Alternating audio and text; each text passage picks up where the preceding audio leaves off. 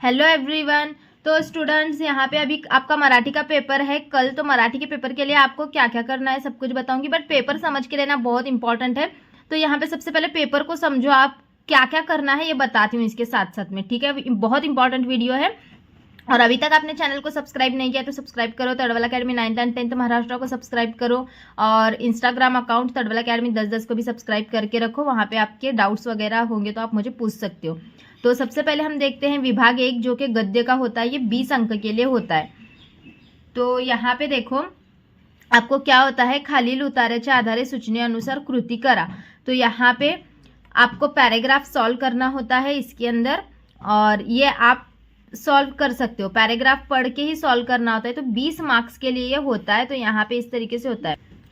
तो यहाँ पे ये देख सकते हो आप सब, ये पैराग्राफ है। और इसके अंदर देखो यहाँ पे ये पैराग्राफ होने के बाद यहाँ पे देखो सहमत है। सहमत मतलब कि पर्सनल रिस्पॉन्स का क्वेश्चन होता है। तो आपको अपने दिल से इसमें लिखना है। 4 मार्क्स के लिए है। देखो यहाँ पे आपको इंग्लिश में सहमत 2 मार्क्स के लिए होता था, लेकिन यहाँ पे 4 मार्क्स के लिए। तो इसके लिए अगर 4 मार्क्स के लिए रहेगा तो आपको 8 से 9 लाइन लिखना पड़ेगा।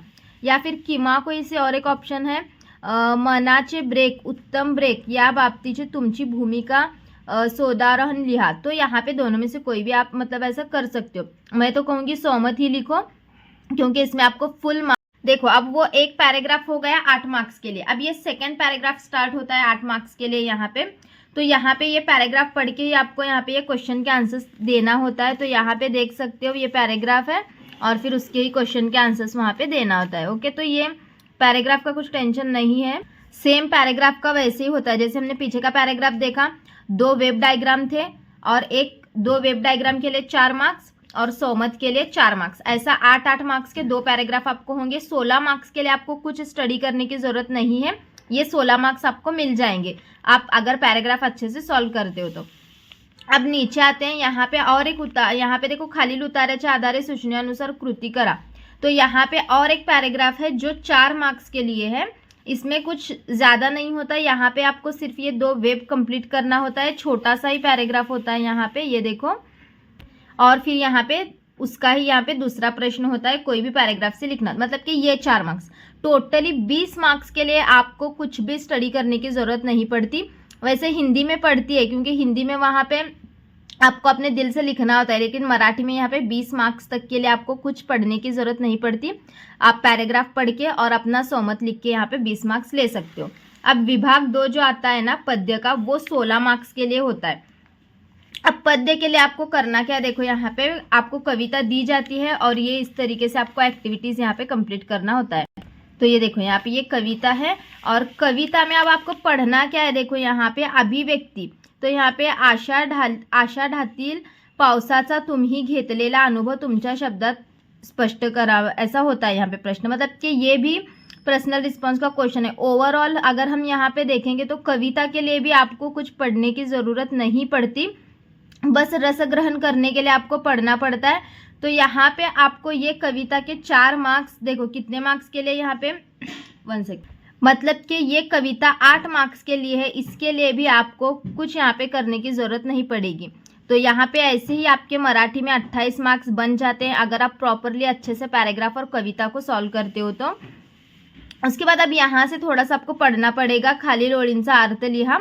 तो ये अर्थ लिखने के लिए आपको अब कविता समझनी पड़ेगी अपने पुस्तक को। अब इसके लिए आपको क्या करना है, कविता के लिए अपने पुस्तक खोलो, और पुस्तक में जितने भी कविताएं हैं तो कविता के ऊपर का जो एक शॉर्ट पैराग्राफ होता है जिसमें कविता की समरी दी जाती है, शॉर्टकट दिया जाता है। मतलब कि कविता का जो केंद्रीय ये मतलब कि सेंट्रल आइडिया जिसको बोलते हैं, तो वो जो होता है ना वहाँ पे अवेलेबल होता है। उसके अंदर 7-8 लाइन में दिया जाता है। तो उसको आप अच्छे से पढ़ लोगे ना तो यहाँ पे ये कविता के जो भी प्रश्न आएंगे आप उसको सॉल्व कर सकते हो। उसके बाद ये देखो उसमें का खालीलपैकी कोणत्याही एक कृती सोडवा। काव्य सौंदर्य या फिर रसग्रहण, दोनों में से कोई एक आपको करना होता है। तो आप काव्य सौंदर्य और रसग्रहण दोनों में से कोई एक करना होता है। 4 मार्क्स के लिए होता है ये 4 मार्क्स, और वो पीछे के 4 मार्क्स। मतलब कि कविता आपको 8 मार्क्स अगर कविता में और चाहिए तो आपको यहाँ पे ये कविताओं का शॉर्टकट समरी पढ़ के जाना पड़ेगा, जिससे आप कविता को समझ सकोगे। अब क्या करो, रस ग्रहण करो, कविता का सारे कविता आपकी पुस्तक में जितने भी कविताएं हैं उनका रस ग्रहण करो। रस ग्रहण करोगे ना तो आपको पूरे कविताएं समझ जाएगी। ठीक है, चलो अभी विभाग 3 पे आते हैं, साहित्य प्रकार कथा। तो इसमें देखो क्या है, खालील उतारेच्या आधारे सूचनेनुसार कृती करा। तो यहाँ पे एका वाक्यात उत्तरे लिहा। तो यहाँ पे देखो अब ये पैराग्राफ यहाँ पे दिया गया है। ओके, तो यहाँ पे उतारा देख के ही आपको आंसर लिखना है। तो यहाँ पे भी आपको ये 10 मार्क्स के लिए है। ये देखो ये सब पैराग्राफ पढ़ के ही आपको यहाँ पे लिखना है। कथा व्याख्या लिहा, खालीलपैकी कोणत्याही 2 कृती सोडवा, अनुचे स्वभाव विचित्र थोडक्यात रेखाटा, बापू गुरुजींचा गावासाठी केलेल्या कार्याची थोडक्यात माहिती लिहा। इस तरीके से पैराग्राफ में से ही आपको करना होता है। तो यहाँ पे ये 10 मार्क्स भी आराम से आपको मिल जाते हैं। मेन आपको मराठी में पढ़ना है, मतलब कविताएं थोड़ा सा पढ़ना है, उपयोजित मराठी का थोड़ा सा पढ़ना है और व्याकरण पढ़ना है। वो वीडियोस मैं अपलोड करूंगी तो उसका भी टेंशन मतलब। थोड़ा सा अब हम चलते हैं उपयोजित मराठी की तरफ।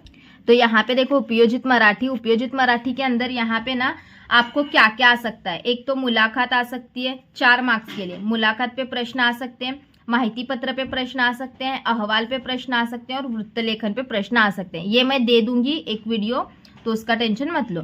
उसके बाद खालीलपैकी कोणत्याही 2 कृती सोडवा, खालील मुद्द्यांच्या आधारे मुलाखतीचे स्वरूप विशद करा। मतलब कि अगर ये आप करोगे ना तो ये सारे क्वेश्चंस आपके हो जाएंगे। मैं देती हूँ इसके इंपॉर्टेंट क्वेश्चंस मैं एक वीडियो में अपलोड करती हूँ। अगर ये चाहिए तो लिखो मराठी राइटिंग स्किल करके कमेंट में, मैं अपलोड कर दूंगी। अब उसके बाद देखो विभाग 5 में जो है ना व्याकरण आता है, 20 मार्क्स के लिए व्याकरण होता है। मराठी में देखो 20 मार्क्स के लिए व्याकरण होता है। उसमें से क्या क्या करना है आपको, यहाँ पे देखो मैं एक बार बताती हूँ। वाक्य के प्रकार करना है। ओके, फिर यहाँ पे देखो समास का ग्रामर आपको करना है। उसके बाद देखो नेक्स्ट आपको यहाँ पे वाक्यातील प्रयोग ओळखा, ये वाला ग्रामर आपको करना है।